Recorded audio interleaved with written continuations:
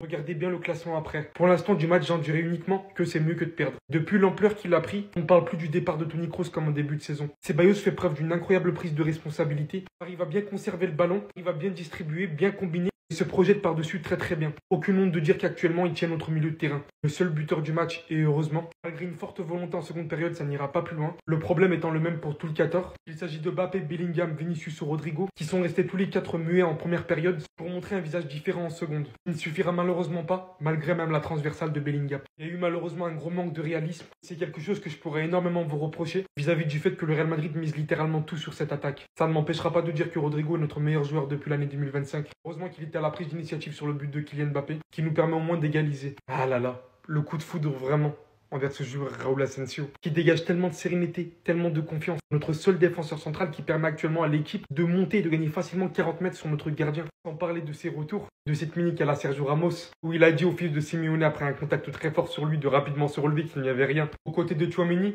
même s'il y a eu ce penalty provoqué, j'en viendrais presque à dire que c'est un match et référence des deux réunis. Il fait de son mieux et on le voit. Voici le classement désormais actuel. Nous sommes bien évidemment toujours premiers. Et en cas de victoire du FC Barcelone, il reviendra donc à 2 points de nous. Si vous considériez que la Liga était compétitive, alors attendez la victoire demain, puisque vous allez littéralement voir 48, 49, 50. Là, tout le monde peut encore gagner. J'ai jamais vu ça. C'était nul! Nul dans les deux sens du terme, les gars! Il n'y a qu'une seule équipe qui peut être heureuse de ce résultat. C'est le Barça actuellement qui peut faire la fête. C'est le Barça. Parce que les Madrilènes, ils sont comme Ancelotti. Ils en peuvent plus. Ils en ont marre. 116 millions d'euros. Ce qui fait Pedri, Neves, Vitinha. Après, il a fait une bonne seconde période. Si vous voulez que je rajoute ça, il a fait une bonne seconde période. Allez. Les gars, je vais parler objectivement aujourd'hui. Il est excellent. Mais c'est du terrorisme de le comparer à Pedri. Je n'en dirai pas plus. Il a été buteur ce soir, égalisateur pour le Real Madrid et sauveur. Mais je sais pas les gars, c'est pas du Mbappé. C'est un autre joueur, c'est un autre type, un autre profil de joueur. Mais c'est pas Mbappé. Même s'il n'a pas marqué pour ma part et depuis 2025, même si on sait qu'il n'est pas régulier avec le Real Madrid, c'est le meilleur attaquant du Real les gars. Il bouge tout le temps. Le Real, vous n'allez pas faire de communiqué pour ça. Vous n'allez pas faire de communiqué sur ça là. Parce que ça, c'est rouge sur ses ballos. Hein. C'est rouge sur ses ballos. On n'en parle pas assez de ce boug. Mais que ça soit avec Manchester, que ça soit avec l'Atlético de Madrid, il est tout le temps présent. Il fait encore une fois une saison de malade mental. Et dans les grands matchs, il est encore présent. L'audace de produire une panenka sur Courtois à Bernabeu. Non, frère, champion. Ah, bravo. C'est injuste, hein, parce que le ballon est déjà passé, hein. Mais ça fait penalty. Il le touche, c'est dans la surface. Ne dites pas qu'il n'y a pas penalty, s'il vous plaît. Soyez objectif, les gars. Le Barça fait pas de la merde demain à 21h. Il rattrape les deux Madrid. Match nul face à l'Atlético de Madrid, je prends quand même. Ça nous permet d'être en première position, mettre l'Atlético de Madrid toujours à distance. Mais le seul problème, c'est que le FC Barcelone a l'opportunité de revenir. Après, je ne vous cache pas que par rapport aux absences que le Real Madrid a, le fait que Rudiger ne soit pas là, au final, je me dis, ouais, ça aurait pu être pire. Surtout que l'Atlético de Madrid, par ses contre-attaques, ils auraient pu nous faire mal. Mais moi, je suis hyper déçu de ce que le Real Madrid a proposé. Je suis désolé, mais oui. Le Real Madrid, en première mi-temps, ne s'est créé 0 occasion. Le Real Madrid, le grand Real Madrid, s'est créé 0 occasion en première mi-temps. Alors la deuxième période, elle est nettement supérieure. Mais on sent que le Real Madrid, c'est pas une équipe. On a l'impression que c'est 11 joueurs qui jouent de manière individuelle. Et par la suite, on a vu le but de Kylian Mbappé. C'est vrai qu'il est hasardeux, mais c'est Kylian Mbappé par un réflexe, il marque tout de suite le but. Mais on n'a pas l'impression qu'il y a cette cohésion. Et on a l'impression que Vinicius, Mbappé, Bellingham et Rodrigo, ils ne sont pas compatibles eux tous en même temps. Du moins, Rodrigo est compatible avec tout le monde. Il a la multiprise. Et force est de constater que les autres, ça reste compliqué pour moi. Donc les gars, dites-moi en commentaire un peu ce que vous pensez. Mais sinon, en vrai, ça à toi. Moi, en tout cas, on dit alhamdoulilah. Raúl Asensio, el patron. Après le match qu'il vient de prendre aujourd'hui, que quelqu'un ose venir me dire qu'il ne mérite pas sa place. Pour moi, c'est littéralement le défenseur numéro 1 au Real Madrid actuellement. Personne ne le devance. Que ça soit Rudiger, Alaba, Tchouaméni, je veux rien savoir. C'est le numéro 1. Depuis qu'il est monté en équipe première, le gars, c'est un sans faute. Regardez face à l'Atlético de Madrid, le match qu'il est en train de sortir. Sa personnalité est tellement intense que dès qu'il est sur le terrain, tu sens son aura. De toute façon, fallait s'en douter. Dès la première fois que je l'ai vu, il m'a rappelé Sergio Ramos. Et il a reproduit aujourd'hui la même action que Sergio Ramos. Après avoir récupéré le ballon au joueur de l'Atlético, regardez le geste qu'il lui a fait. Il a dit, mon ami, lève-toi. On n'est pas là pour rigoler. Nous dites-vous qu'il a 21 ans. Il a été tellement impactant en défense aujourd'hui. Carrément, il récupérait tous les ballons. Je pense même pas qu'il a perdu ne serait-ce qu'un seul duel aujourd'hui. Mais ce qui fait mal dans ça, c'est de me dire que malgré toute cette performance-là, Carlo Ancelotti, il a vu comme nous, mais il va le remettre au banc dès que tous ses blessés là vont revenir. Vraiment, ce vieux-là me fatigue. Comment on peut être têtu comme ça? Je sais pas d'où vient son manque de confiance envers les jeunes. Lui, c'est même pas un jeune. Il a 21 ans. Il a presque le même âge que les Tchouaméni qu'il favorise. favorise. Et je sais pas pourquoi il n'aime pas le faire jouer tout le temps. Pour moi, c'est le match de confirmation de Raúl Asensio. Si tu réussis à jouer comme il a joué aujourd'hui face à l'Atlético de Madrid qu'on connaît là, Manchester City sera abordable, même si l'attaque de là-bas est beaucoup plus dangereuse que celle de l'Atlético de Madrid. Au moins, il a prouvé qu'il est capable de tenir la baraque. Avoir l'âme et le cœur du Real Madrid depuis tout petit, c'est ça. Saisir les opportunités totalement improbables qu'on a cette saison pour s'imposer dans le club de ses rêves, c'est ça. Amener une énergie et une combativité rude à toute épreuve, c'est ça. Jouer et réussir un premier derby madrilène pour un enfant du Real, c'est ça.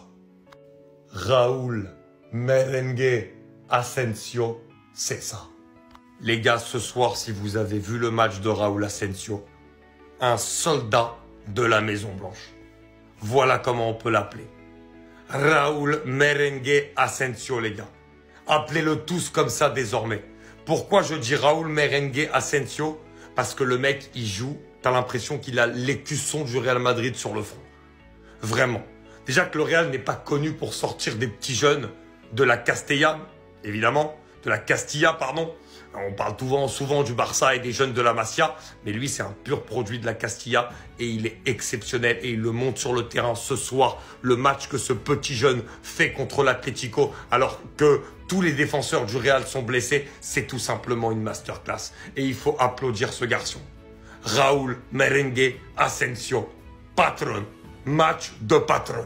Alors Rodrigo au Real Madrid, c'est l'homme en forme du moment, il n'y a rien à dire. Malgré la première mi-temps catastrophique qu'on sortait, c'était le seul à être remuant sur son côté, lui et Kylian Mbappé. Le reste, c'était 0 en première mi-temps. D'ailleurs, il n'y a qu'à voir le nombre de tirs de nos attaquants. 0 tir, 0 dribble. Pour Vinicius et Kylian Mbappé, ceux qui sauvent un peu Kylian Mbappé comparé à Vinicius dans cette première mi-temps, c'est que lui, il décrochait, il cherchait des solutions, il faisait des appels. Mais le problème, c'est qu'il n'était pas servi. Alors que pendant ce temps, Vinicius, lui, il cherchait à faire des dribbles sur son côté, des dribbles qui marchent pas. Le pire, c'est qu'il a contaminé Jude Bellingham aussi dans sa nudité. Et aussi, depuis un moment maintenant, sa bouche ne porte plus caleçon. Voilà, il fait que parler sur le terrain. Heureusement qu'en deuxième mi-temps, ils se sont tous réveillés. Et là, quand je parle surtout des milieux et des attaquants. Parce que défensivement, notre cher Asensio, il a fait le taf. Madame Ancelotti à son côté, même si aujourd'hui, il n'était pas à 100% bon, il a quand même fait de très belles récupérations. Dani Ceballos qui en première mi-temps aussi était en difficulté. En deuxième mi-temps, il a montré un tout autre visage. Rarement, on peut le dire, il s'est approprié ce poste de pivot. En deuxième mi-temps, son jeu vers l'avant nous a fait tellement de bien que j'ai encore plus aimé chez lui, c'est qu'il a augmenté un peu plus d'agressivité. Là, il a évité un carton rouge. Là, il allait se prendre un carton rouge sur cette action. Heureusement pour nous, l'arbitre a fermé les yeux. Sinon, là, pour moi, c'est carton rouge. Kylian Mbappé, encore une fois, unique buteur dans ce match. Voilà, son duo avec Rodrigo fonctionne encore à merveille. Même si, bon, aujourd'hui, ils sont moins trouvés que d'habitude. En tout cas, mine de rien, le frérot, c'est 35 matchs, toutes compétitions confondues, 23 buts marqués et 5 passes décisives. C'est plus le Kylian Mbappé qu'on a connu en début de saison. Malheureusement, ce match nul là arrange seulement le FC Barcelone parce que là, les amis, s'ils gagnent demain, ils reviennent à 2 points de nous, à 1 point de l'Atlético de Madrid. Donc là, ça veut dire que c'est tendu.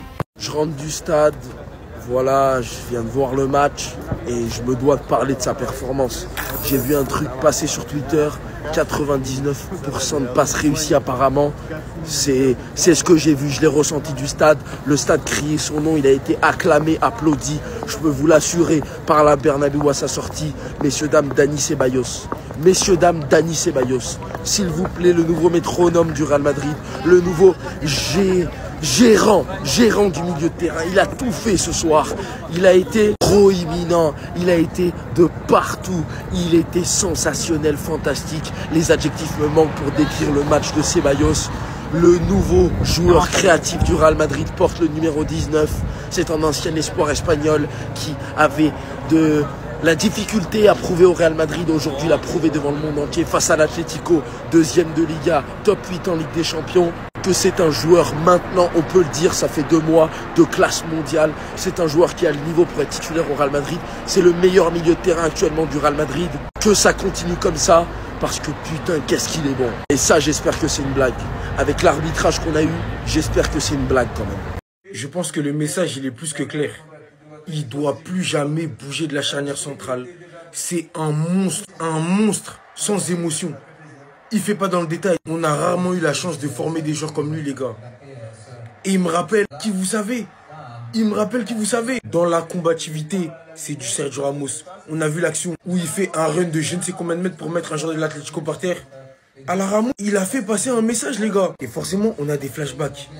Raúl Asensio, c'est juste une machine. Jusqu'à la fin de la saison, quand Ancelotti compose, il doit avoir sa place titulaire parce que c'est notre meilleur défenseur depuis le début de la saison.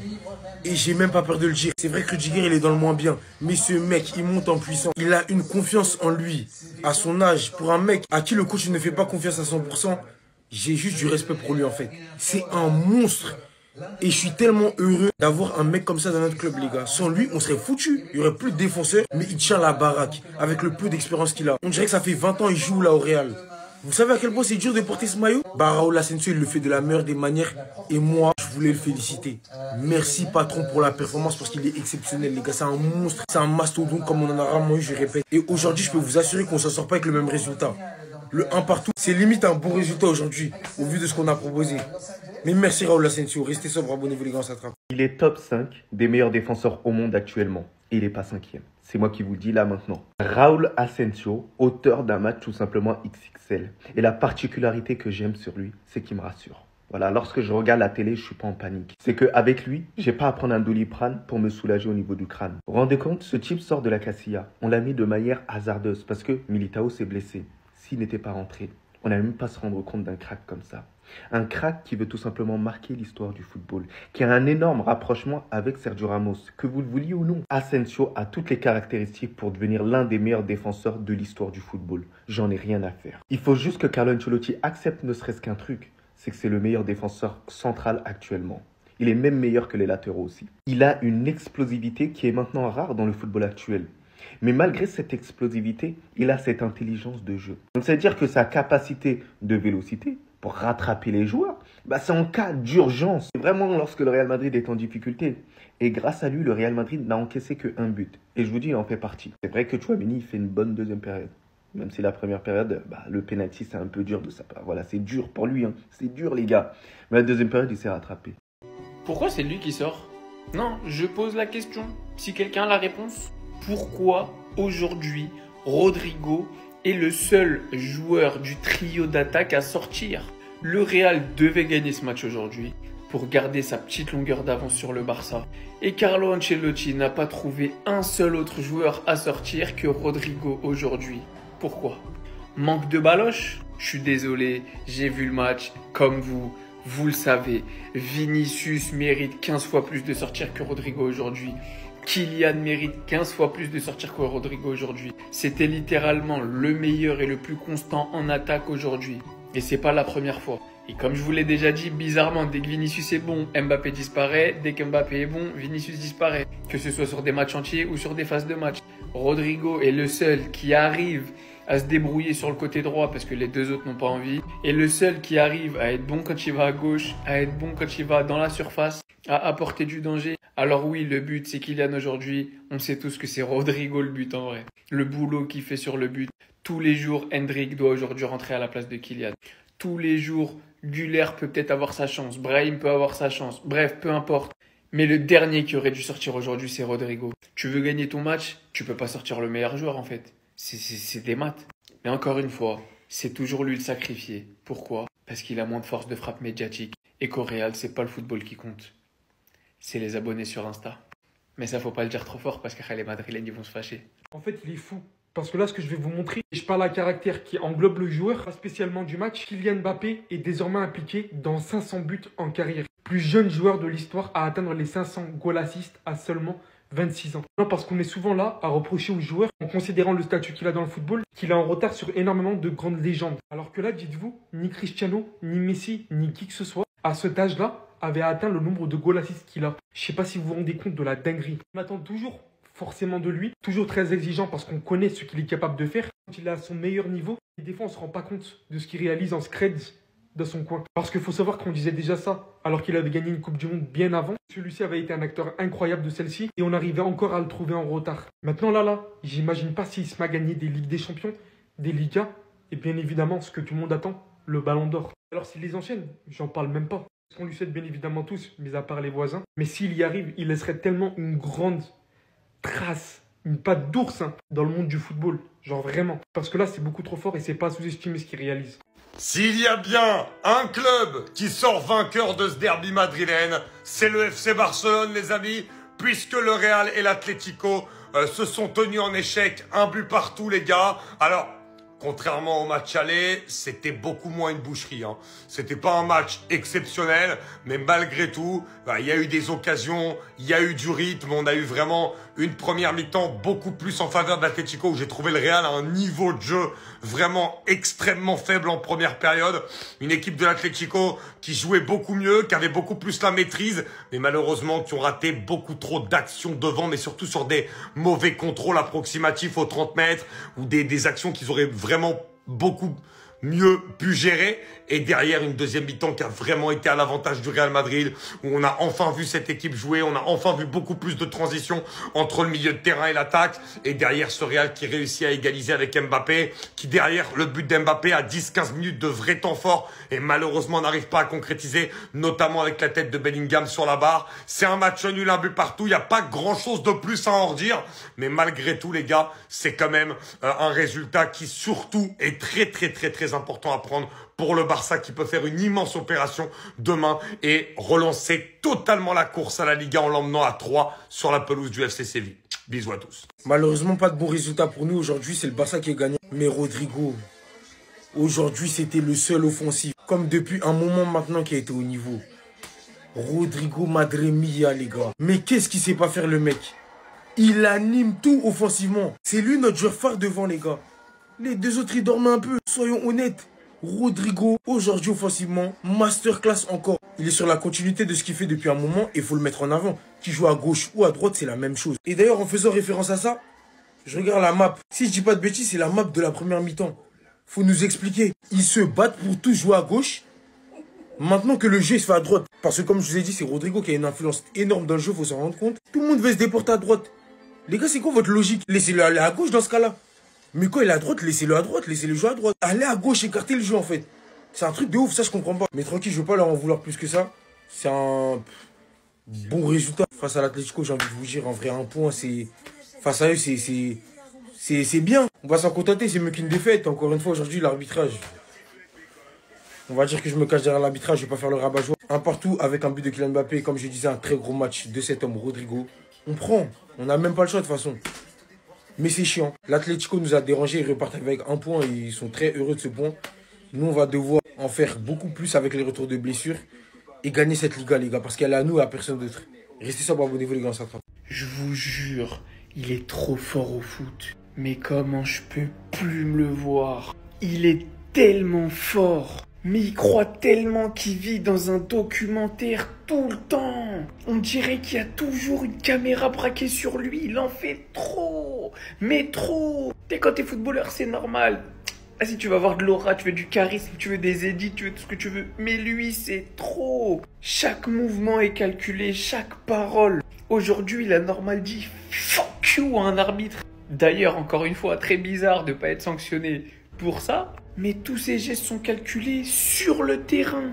Quand il se relève, quand il relève un adversaire, quand il regarde, il doit savoir dans le stade toutes les caméras où elles sont. Alors que très honnêtement, Jude Bellingham, les gars, aujourd'hui, il fait un très très gros match. Un volume de jeu de malade mental au milieu de terrain. Sans parler du surnom qu'il apporte. Il est toujours juste dans les passes. Dans le repli défensif, c'est tellement sous-coté. En vrai, Bellingham, c'est un joueur que j'aime énormément de base. Mais depuis qu'il est au Real, sa folie des célébrations, d'être him, d'être the man, ça lui trotte trop dans le crâne. Il pense trop à ça. Je vous parle sérieux. Et moi, je trouve ça dommage. Après, si j'étais madrilène, peut-être que je kifferais. Parce qu'avoir un joueur comme ça dans ton équipe, en vrai, normalement, tu kiffes. Mais je trouve que c'est trop. Trop. Voilà, c'est ça que vous vouliez? Que le Barça nous rattrape? Bah, c'est fait maintenant. Ils vont gagner demain et ils vont revenir à seulement 2 points du Real Madrid. Et quand ils vont nous affronter, ils vont nous mettre le hala. Comme d'habitude. Voilà, donnez-leur tout. Moi, je suis fatigué. Si le Real Madrid a réussi à égaliser, c'est grâce à un seul homme, Rodrigo. Et pourtant, c'est lui qui sort à la 88e minute. Expliquez-moi ça. Dans cette équipe, il n'y a plus aucune méritocratie. En fait, c'est les stars qui restent sur le terrain et c'est les meilleurs joueurs qui sortent. Parce que c'est pas des stars. Et moi, je vais vous parler français. Ça commence à me saouler que ce mec-là, on le respecte pas. Et moi, j'aimerais le retour de la méritocratie au Real Madrid. Quelqu'un qui est bon, il joue. Quelqu'un qui est mauvais, peu importe son statut, peu importe comment il s'appelle, il se casse sur le banc. Aujourd'hui, il n'y avait qu'un seul homme qui devait sortir et c'était toi. Mais malheureusement, le coach en a décidé autrement. Et ça, je l'accepte pas. Parce que Vinicius, va falloir que tu te ressaisisses. Les gars, en vrai de vrai, c'est quand qu'on va parler de Rodrigo? Je pense qu'on est sur l'ailier qui se rapproche le plus de tout le côté maestro que Neymar il avait dans son jeu. C'est-à-dire que dans son toucher de balle, Rodrigo, son aisance balle au pied, les espaces qu'il cherche, les décisions qu'il prend, pour moi, c'est l'ailier gauche qui se rapproche le plus de Neymar. Après, il y aura sans doute personne dans l'histoire du Brésil qui aura un talent aussi extraordinaire que celui de Neymar. Mais Rodrigo, les gars, chez lui, il y a quelque chose de spécial. Et je vous assure qu'il perd son temps au Real Madrid. Ou que du moins, son temps, il est fait. Parce qu'il a pris tous les trophées qu'il fallait prendre. Maintenant, c'est le moment pour lui de devenir une star. Une star qui pourra prétendre au Ballon d'Or. Ça fait des semaines que c'est lui le joueur phare du Real Madrid. Et personne ne veut parler de lui. Et personne ne va parler de son match encore aujourd'hui. Et en tout cas, les gars, moi, je vous le dis. Si Rodrigo, il veut faire une figo, je prends. Allez, tiens. Je me casse. Allez. Ousmane, ça va pas? Mais sort de ce corps. C'est une dinguerie aussi, à chaque fois ça tombe comme ça. On n'entend jamais rien durant les matchs. Par contre, quand les joueurs ils sont là en train de dire des dingueries, vraiment hein, ils évacuent. Ah bah là on entend tout là. Mais d'un côté je me rends réellement compte à quel point Bellingham il est tellement agressif. Vous avez entendu ce qu'il a dit? Dire ça devant l'arbitre parce qu'il ne lui a pas accordé la touche, il s'est pas limité à une insulte, il l'a enchaîné. Non, ce mec est véritablement fou. C'est une dinguerie de venir dire ça comme ça. Ce qui me fume par-dessus tout, vous savez ce que c'est? C'est que je crois que l'arbitre, il a apprécié. Me demandez pas comment il a écopé d'aucun carton jaune. Il s'est dit, je te comprends, faut qu'il l'extériorise. Non, vraiment, des fois, les joueurs, c'est trop, les gars. Pour ce genre de choses, hein, des fois, j'aimerais tellement pouvoir écouter tout ce qu'ils disent sur le terrain. Parce que des fois, on oublie trop que c'est des humains comme nous. Vous vous rendez compte combien de dingueries il doit être dit sur le terrain par seconde, par minute. À défaut de pouvoir parler énormément du match, on revient au moins sur les actions drôles, puisqu'il y a eu au moins quelque chose de drôle. J'en dirais pas autant du match qui m'a malheureusement laissé à ma fin, mais qui, une chose est sûre, a relancé la Liga d'une manière dont je sais pas les mots. On verra bien maintenant ce que ça va donner les gars, la saison continue. Et ouais les gars, la Liga est relancée. Demain, si le Barça gagne, ils vont revenir à Tu un reviendras point. pas, À un, t'es ferme ta bouche. Tu reviendras T'es venu pas. voir ton club faire Tu match nul. reviendras pas. Mais t'es venu voir ton club faire match nul, tu dois te taire. T'es deuxième, Tu dois te taire. t'es troisième. Tu sais même plus combien Je je suis suis. premier moi en tout cas. Enfin bref, demain, si le Barça gagne son match contre Séville, Tu gagneras mais ferme pas. ta gueule, ferme-la. En tout cas, t'es venu voir ton club faire match nul, donc tu te la fermes. C'est bon? Je reste Il y a un tranquille. classico qui C'est arrive. qui le Mais leader? il y a un classico qui C'est arrive. qui le Il y a un leader? classico On va qui vous arrive. taper. Il y a un classico qui arrive. On va vous Ma biche, taper. tu sais très bien que On coupe pas. un madrilène dans Ton le seul déni. trophée, ça Un va être madrilène dans le la déni. Supercopa. Un madrilène dans Tu le déni. gagneras. Là les gars, c'est le problème des madrilènes. Ils sont dans le déni. Ils n'arrivent pas à accepter ces saisons. Ils sont mauvais. Et ils crient sur tous les toits qu'ils sont premiers. En tout cas, la conclusion, c'est que si demain le Barça gagne son match face à Séville, ils reviennent à 1 point de l'Atlético et à 2 points du Real Madrid. Donc la défaite est interdite. Sachant qu'en plus de ça, on affronte encore ces deux clubs. Nous n'avons pas joué le Classico et nous n'avons pas affronté l'Atlético. Je veux une trace. Tu as dit quoi? Que vous allez tout gagner, c'est ça? Que vous allez me taper en Coupe du Roi? Vas-y, parle. Et la Coupe du Roi? Et la Coupe du Roi? Ok, d'accord, on verra. Ok, c'est enregistré, c'est bon, ferme-la, c'est enregistré, ferme-la. Président Pérez, on attend le scandale mondial, on attend le communiqué. Hein, parce que ça c'est rouge au passage. Bref, parlons du match. Et en plus, ils sont pleins du péno alors que Tchouaméni marche sur le mec. Bref. La Liga est relancée, on peut le dire ou on peut le... Non? On peut le dire? Merci pour le spectacle, merci pour les 22 acteurs. Clément Langlais a fait un bon match. Et il est vraiment bon avec l'Atlético, hein. Mais bref, c'est pas ça le sujet. Donc du coup, en cas de victoire demain, faut-il gagner, hein? Bon, on verra. On revient à 2 points du Real et à 1 point de l'Atlético Madrid. Merci à Mbappé pour ton but, hein, t'as permis aux gens de gagner de l'argent cette fois. Et sérieusement, il en est à 16 buts et 2 assists. Hein. Pas mal, pas mal, pas mal. Pourtant, tout avait bien commencé avec l'Atlético qui gagnait 1-0 sur un penalty osé, une Panenka osée. T'as capté? Sinon, en vrai, vraiment, il y a eu des occasions de part et d'autre. Vinicius, Rodrigo, Mbappé n'ont pas été mauvais. Offensivement, chacun a fait son match, mais bon. C'est un peu ça aussi le problème, c'est que chacun fait son bon match. Tu mets le quatuor. En plus, il y avait des moments où le Real, au milieu de terrain, défensivement. Heureusement que City n'est pas bon. Hein. Aucune équipe a voulu perdre ce match. Avec son style. Puis d'ailleurs, Oblak fait un grand match aussi. Donc, en vrai, beau match qui nous arrange. Et puis voilà, on va reprendre tout doucement, mais sûrement la première place.